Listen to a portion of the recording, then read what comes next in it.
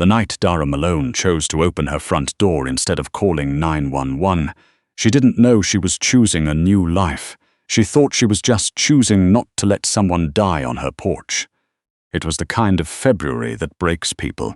The nor'easter had been building all day off the Atlantic, and by the time it hit Halifax full force, the Mackay Bridge had been closed for 6 hours, and the power along Roby Street was flickering like a dying pulse. Dara had been awake since 3 in the morning, not because of the storm, but because of the Chopin etude she couldn't get right. 3rd-year conservatory, and she still couldn't nail the transition in Op. 10 No. 4 without her left hand seizing up. She'd been running it for 2 hours when she heard it. Not a knock, not a doorbell. A sound like something heavy leaning against her door, then sliding down it.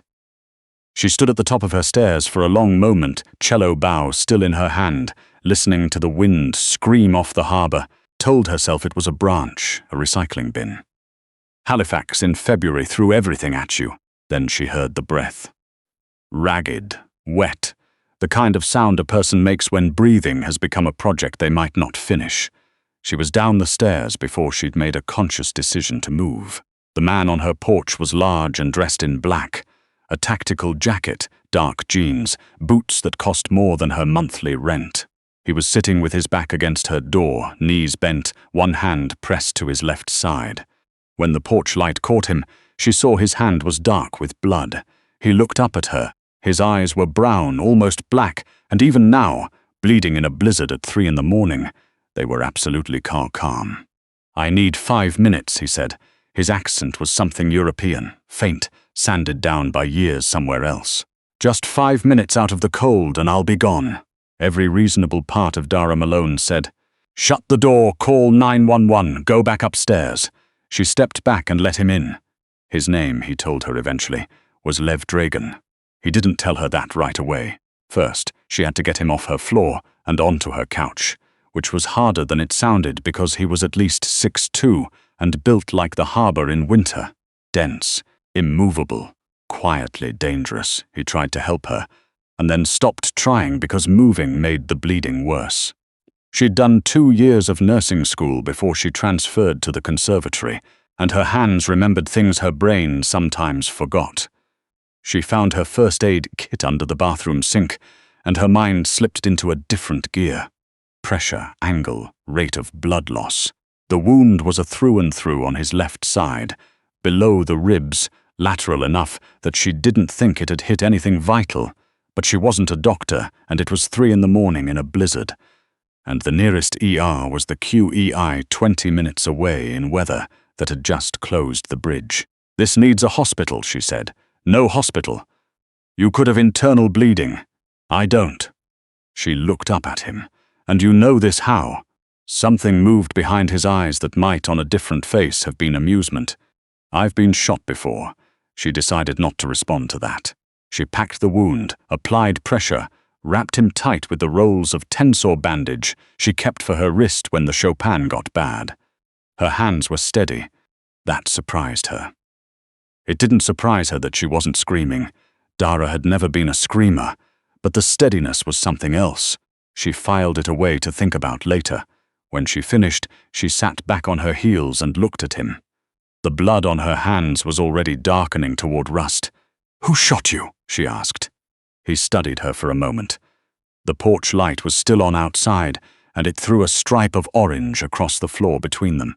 "People who wanted something I wouldn't give them," he said. "Great, very helpful. I'm not here to be helpful." A pause. "I'm here because your porch was the closest cover when my legs stopped working." She stood, went to the kitchen, washed her hands. Stood at the sink for a moment watching the pink water spiral the drain. Outside, a gust hit the house hard enough to shake the windows in their frames. When she came back, he was watching the door. "Are they going to come here?" she asked. He looked at her then. Really looked at her, the way people look at you when they're deciding how much you can handle. "Not tonight," he said. "The storm. They lost me 3 blocks back." But eventually, he didn't answer, which was its own kind of answer.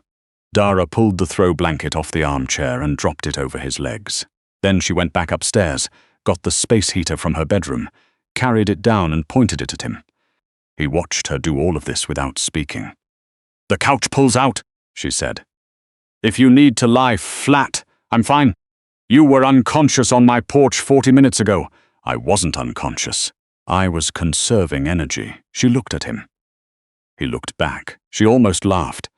The absurdity of it, the sheer Canadian winter strangeness of standing in her own living room at 4 in the morning having this conversation with a bleeding man she'd never met. She went to the kitchen and made tea, Earl Grey, because that was what she had. She put 2 mugs on the coffee table, sat down on the floor with her back against the armchair and waited. He didn't sleep. She didn't either. By the time the sky started going grey, she knew this much. His name was Lev Dragan. He was 41 years old and had grown up in 3 countries. He said this like it was a measurement, not a history.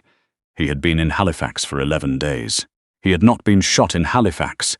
He had been shot 40 kilometers outside the city and had driven here afterward, though he wouldn't tell her where he'd left the car or what had happened to it. He drank the Earl Grey without comment. She told him she was a cellist. He asked what she was working on. "Chopin," she said. "Technically, it's a piano etude, but I've been transcribing it for cello. It's a disaster." "Why? Because my left hand doesn't cooperate. Chopin wrote it for a hand with a different architecture than mine." He nodded slowly, like this made sense to him in some framework she couldn't see. "What do you do when something is built for someone else's hand?" She looked at him. "You adapt the technique until it sounds like it was always meant for yours." Another pause.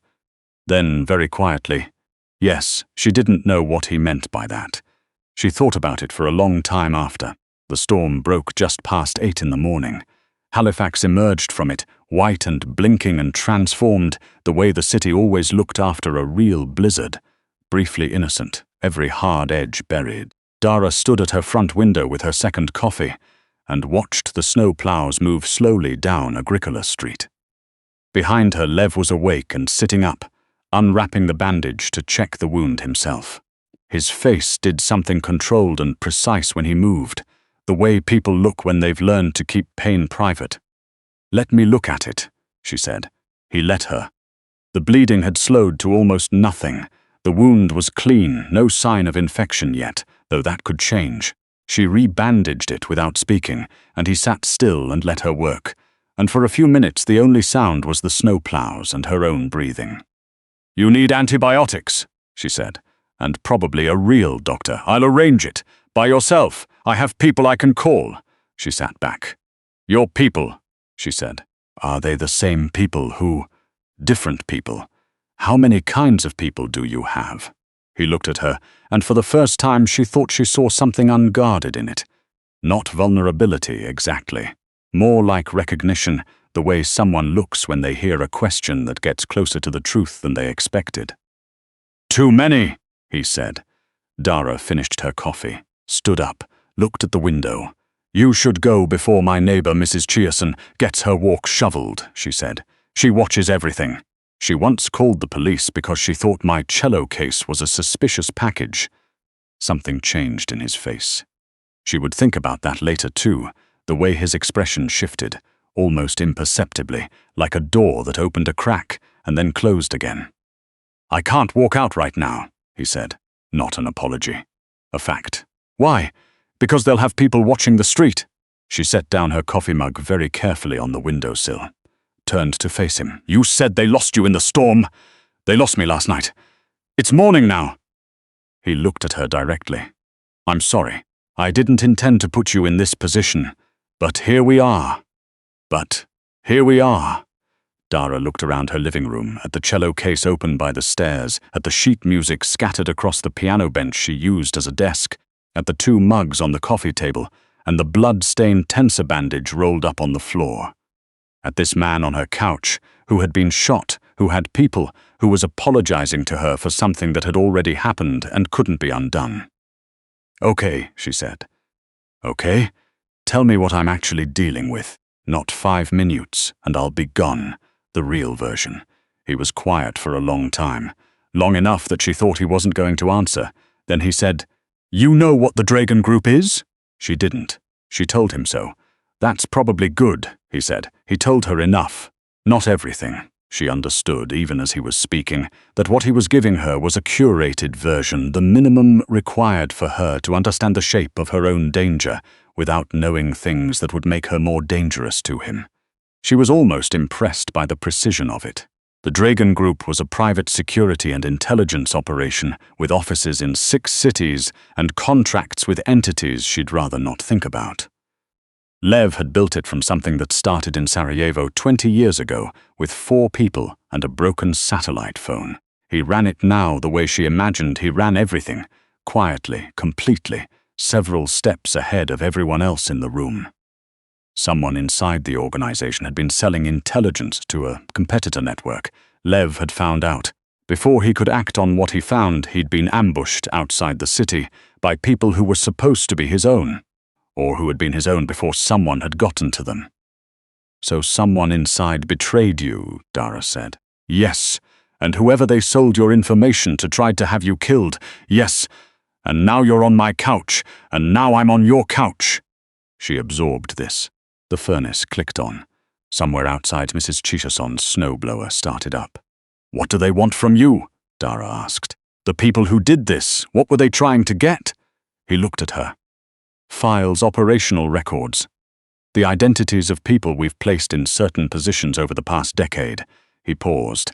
If those identities were exposed, those people would be killed. Some of them are very good people who made a decision to trust me. She thought about that. About what it would mean to be that kind of person. Someone other people trusted with their lives in ways that couldn't be undone. Do you know who inside your organization turned? She asked. I have 3 names, he said. I need to narrow it to one before I can move. Why? Because if I accuse the wrong person, the right person disappears and takes everything with them. Dara nodded slowly. Then, what happens to me if they traced you here? He was silent for a long moment. When he spoke, his voice was different, not softer exactly, but something had been removed from it.